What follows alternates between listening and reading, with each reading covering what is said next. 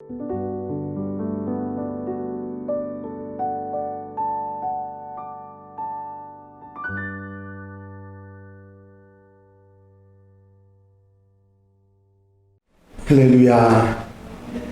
오늘 하는 날도 하나님 은혜와 사랑으로 기쁘고 감사하게 사는 복된 하루가 되시기를 바랍니다. 다 같이 사도신경으로 신앙 고백 같이 하심으로 새벽 예배 하나님 앞에 같이 드리십니다. 전능하사 천지를 만드신 하나님 아버지를 내가 믿사오며 그 외아들 우리 주 예수 그리스도를 믿사오니 이는 성령으로 잉태하사 동정녀 마리아에게 나시고 본디오 빌라도에게 고난을 받으사 십자가에 못 박혀 죽으시고 장사한 지 사흘 만에 죽은 자 가운데서 다시 살아나시며 하늘로 오르사 전능하신 하나님 우편에 앉아 계시다가 저리로서 산 자와 죽은 자를 심판하러 오시리라. 성령을 믿사오며 거룩한 공회와 성도가 서로 교통하는 것과 죄를 사하여 주시는 것과 몸이 다시 사는 것과 영원히 사는 것을 믿사옵나이다. 아멘. 할렐루야. 함께 보실 하나님의 말씀은 창세기 47장 13절로부터 26절 말씀까지입니다. 창세기 47장 13절로부터 26절에 있는 말씀 한 절씩 교독하시겠습니다. 기근이 더욱 심하여 사방에 먹을 것이 없고 애굽 땅과 가나안 땅이 기근으로 황폐하니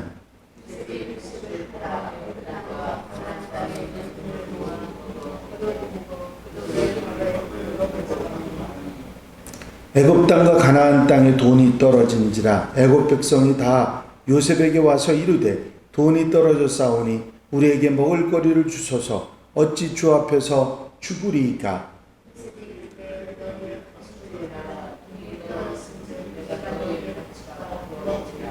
그들이 그들의 가축을 요셉에게 끌어오는지라 요셉이 그 말과 양떼와 소떼와 나귀를 받고 그들에게 먹을 것을 주되 곧 그 모든 가축과 바꾸어서 그 해 동안에 먹을 것을 그들에게 주니라.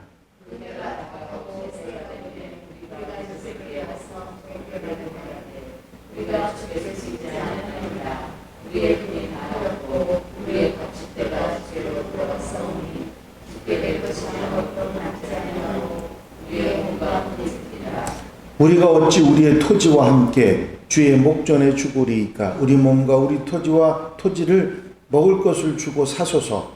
우리가 토지와 함께 바로의 종이 되리니 우리에게 종자를 주시면 우리가 살고 죽지 아니하며 토지도 황폐하게 되지 아니하리이다.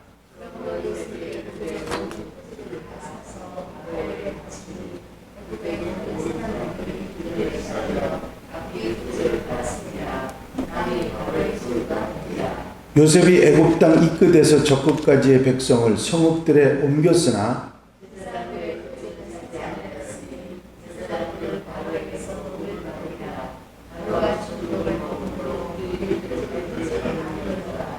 요셉이 백성에게 이르되 오늘 내가 바로를 위하여 너희 몸과 너희 토지를 샀노라. 여기 종자가 있으니 너희는 그 땅에 뿌리라.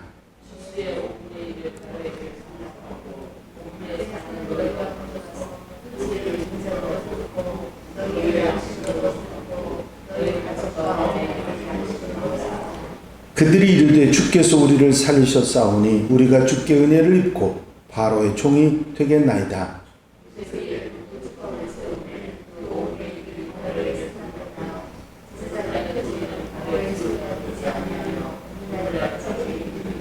아멘. 할렐루야. 이제 바로가 꿈을 꾸고 그것을 해석해서 준비한 대로 애굽에 7년 풍년이 들고 이제 7년 흉년이 계속되었습니다. 흉년이 계속돼서 2년이 지난 다음에 야곱과 그 식구들이 애굽으로 옮겨왔죠. 아직 몇 년이 더 남았죠? 흉년이 계속되려면 5년이 더 남았습니다. 5년이 더 남았는데 기근이라고 하는 게 가뭄이라는 게 그렇습니다. 보통 가뭄이 들면 전해에 수확한 양식이 있기 때문에 그 해는 가뭄이 들어도 어려움 없이 지나갈 수 있습니다. 웬만하면 작년에 풍성하게 해놨던 그 곡식들을 먹음으로 1년 정도는 가뭄이 들어도 문제가 안 되는데 2년 정도가 되면 문제가 심각해집니다. 미리 준비하지 못하고 함부로 쓰거나 먹었던 사람들은 아껴 먹었더라도 2년을 견디기가 쉽지 않은 거거든요. 그런데 만약에 그게 3년쯤 된다 그러면 그때는 아무것도 먹을 것이 없는 정말 힘든 상황이 되게 됩니다. 더더욱이 4년쯤 됐다. 가뭄이 들어서 아무것도 공식을 거두지도 못한데 4년쯤 됐다 그러면 이거는 거의 굶어 죽는 그런 상황, 먹을 것이 전혀 없는 그런 상황이 될 것입니다. 점차로 이렇게 흉년이 계속 들고 곡식을 거두는 일이 아예 없게 되니까 사방에 먹을 것이 없고 7년 동안 쟁여놨던 풍년 동안에 모아놨던 것들도 서서히 이제 없어지기 시작합니다. 애굽도 가나안도 주변 나라들도 먹을 것이 없어 난리가 났는데 전부 다 뭐만 바라보고 있었느냐면 요셉이 7년 동안 풍년에 쌓아놨던 그 곡식들만 보고 있지만 그 곡식이야 자기 것들이 아니고 먹을 것을 거기서 얻을 수 없으니까 사람들이 돈을 가져다가 주고 곡식을 처음에는 사고 그 다음에는 돈 가지고도 안 되니까 돈은 이제 다 떨어졌고 없으니까 가축을 대신 주고 곡식을 사고 돈도 떨어지고 가축도 떨어지니까 그 다음에는 자기 몸과 땅밖에 없다고 해서 몸은 바로의 종으로 땅은 바로의 것으로 그렇게 땅을 팔고 몸을 팔아서 먹을 수밖에 없는 그런 상황이 됩니다. 그게 흉년이 7년 가까이 드는 해에 그런 상황이 되게 됩니다.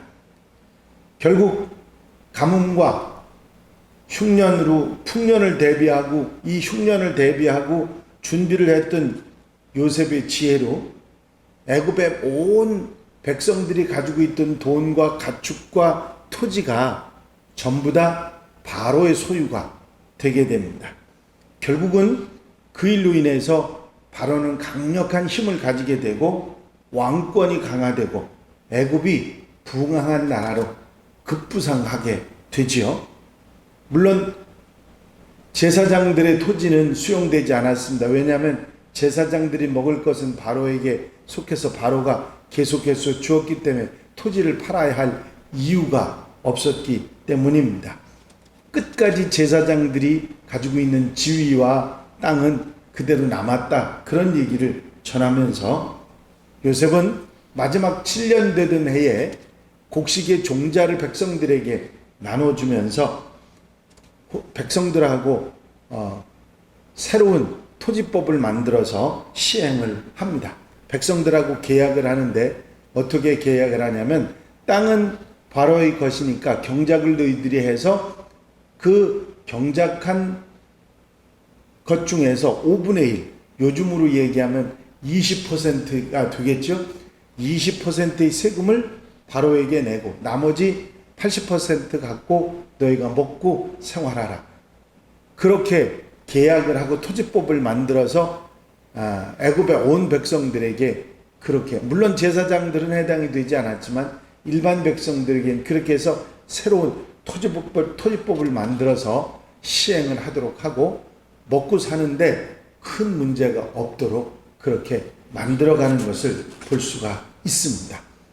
이 이야기 가운데 우리가 분명히 알 수 있는 것은 뭐냐면 14년 전에 바로왕이 꿈을 꾸었을 때 요셉은 그 꿈을 해석해주고 애굽의 총리 대신이 되면서 이렇게 어떻게 할 것이나 앞으로 14년을 어떻게 해가고 애굽을 어떻게 치리해 나갈 것인가 하는 것을 계획하고 준비하고 진행해 갔고, 그 와중에 아버지와 가나안에 있는 모든 식구들을 데리고 와서 70명의 식구들을 데리고 와서 애굽에 아무 걱정 없이 지내게 하면서 그렇게 하나님의 구원 역사를 꾸준하게 이루어 갔다고 하는 사실입니다.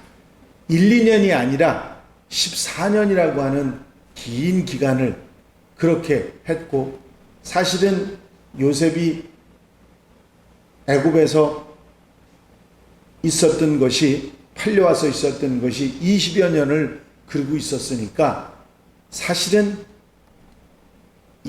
요셉이 살아갔던 모든 생애, 아버지와 함께 살아갔던 팔려오기 전에 그 생애를 말고 나머지 생애는 온전히 이 일을 위해서 준비하고 계획하고 진행하는 일에 쓰임받은 그런 일꾼이 되었다 하는 것을 알 수가 있습니다. 결국은 하나님께서는 벌써 오래전부터 요셉을 통해서 하나님의 구원 역사를 이루시기 위해서 그를 준비하고 대비하고 요셉을 통해서 계획하고 진행해 나가셨다는 것을 알 수가 있습니다. 하나님께서는 이 땅의 사람들이 멸망하는 것을 원하시는 것이 아니라 모든 사람이 구원받는 것을 바라시는 분이십니다. 디모데전서 2장 4절에 보면 그런 말씀이 나와요. 하나님은 모든 사람이 구원을 받으며 진리를 아는 데 이르기를 원하시느니라. 하나님께서 원하시는 것은 모든 사람이 구원받는 것이지 망하는 것이 아니라고 하는 사실입니다. 그래서 이런 천재지변이 일어나고 힘든 일이 일어날 때 그 일을 하나님께서 인물을 세우셔서 이런 역사를 이루어 가시는 것을 볼 수가 있습니다. 요셉은 하나님의 구원 역사에 있어서 준비된 일꾼이었고, 애굽 왕 바로와 애굽 모든 백성들은 구원 역사에 함께 동원됐던 이 세상 나라와 사람들이고, 하나님의 섭리, 구원 섭리에 쓰임받은 구원 사역의 도구들이라고 말할 수 있을 것입니다. 하나님께서는 이런 모든 세상의 모든 것을 사용하셔서 하나님의 역사를 이루어 가시는 분이라 하는 것을 알 수 있습니다. 요셉과 애굽과 그 백성들을 통해서 주변 나라와 야곱의 가족 모든 세상을 구원하신 하나님께서는 이 구원 사역을 그때뿐만 아니라 지금까지도 계속해서 앞으로도 장차도 이루어 가시는 분이라 하는 것을 우리가 알 수 있습니다. 그렇습니다. 우리가 이 땅에 보내주고 하나님께서 태어나게 하셨을 때는 우리에게 주신 사명이 있고 감당해야 할 일이 있다고 하는 사실을 우리는 이 이야기 속에서 깨닫게 됩니다. 모세는 이스라엘 백성들에게 이 이야기를 해줌으로 인해서 요셉이 그렇게 쓰임받는 하나님의 사람이 됐고 준비된 사람이 되고, 그래서 애굽과 하나님의 구원 역사를 이루는 일에 크게 쓰임받았던 것처럼 너희도 애굽에서 나와서 가나안 땅에 들어가서 하나님의 나라를, 그 하나님의 백성으로서 그 귀한 사역을 이루어가는 귀한 일꾼이라고 하는 소명의식을 심어주는 것입니다. 너희들은 쓸모없는 사람이 아니라 하나님께 쓰임받는 사람이다. 하나님의 구원 역사에 쓰임받는 일꾼들이라는 사실을 분명하게 밝히고 있는 것입니다. 사람은 태어나면 그 태어나는 것으로 끝나는 것이 아니라 그 가운데 살아가는 가운데 하나님의 구원 역사에 쓰임받는 그런 사명이 있는 줄로 믿습니다. 그것을 우리가 깨달아서 모세가 이야기했던 것처럼 이스라엘 백성들이 깨닫고 그 소명을 가졌던 것처럼 우리도 깨닫고 소명을 갖는 그런 하나님의 사람들이 되어야 될 줄로 믿습니다. 인도양의 외딴 섬에 도도라고 불리는 새들이 살고 있었습니다. 도도새는 모양새가 아주 우스꽝스럽게 생긴 새였습니다. 게다가 도도새의 고기는 끓일수록 질기고 질겨져서 맛이 없고 먹기가 어려운 그런 새였습니다. 그래서 사람들은 도도새를 아무짝에도 쓸모없는 그런 것으로 여겼습니다. 그런데 도도새가 멸종이 되고 나서 그 섬에 자라고 있던 갈바리아라고 하는 나무가 더 이상 번식하지 않는다는 것을 알게 됩니다. 갈바리아의 나무의 씨앗은 껍질이 너무 두텁기 때문에 도도새에게 먹혀서 배설물로 나와야만 싹이 틀 수 있었다고 합니다. 도도새가 없어지니까 그 나무도 자연히 없어지게 됐다는 것이죠. 모든 것에는 그 나름대로의 존재 가치가 있는 것입니다. 사람은 더더욱더 그렇죠. 쓸모없는 사람, 이 세상에 아무도 없습니다. 한 사람 한 사람 모두 하나님 앞에 동일하게 쓰임받는 보내심을 받은 사람들입니다. 하나님께서 준비시키시고 부르실 때 귀하게 사용되는 준비된 성도들이 되어야 될 줄로 믿습니다. 우리도 하나님의 구원 역사에 부름받아 준비돼서 쓰임받는 하나님의 일꾼들, 요셉처럼은 아니더라도 어떤 일이든지 사역 속에, 하나님의 구원 사역 속에 쓰임받는 하나님의 일꾼들, 하나님의 사람들이 다 되시기를 주 이름으로 축원합니다. 축원합니다. 기도드리십니다. 사랑과 은혜가 한량없이 많으신 아버지 하나님, 아름답게 귀하게 하나님의 구원 사역에 쓰임받았던 귀한 사람들을 보게 됩니다. 이 땅에 하나님께서 보내셨을 때 하나님의 구원 사역에 쓰임받는 귀한 사명이 있음을 분명히 깨닫고 그 사명을 알아 준비되고 쓰임받는 하나님의 백성들, 일꾼들이 되도록 이끌어 주시옵소서. 이 한날의 삶도 온전히 주님께 맡겨드립니다. 한날의 삶을 살아가는 동안은 하나님이 기뻐하시는 모습으로 살아 하나님께 영광 돌려드리고 쓰임받는 하나님의 백성들 되게 하옵소서.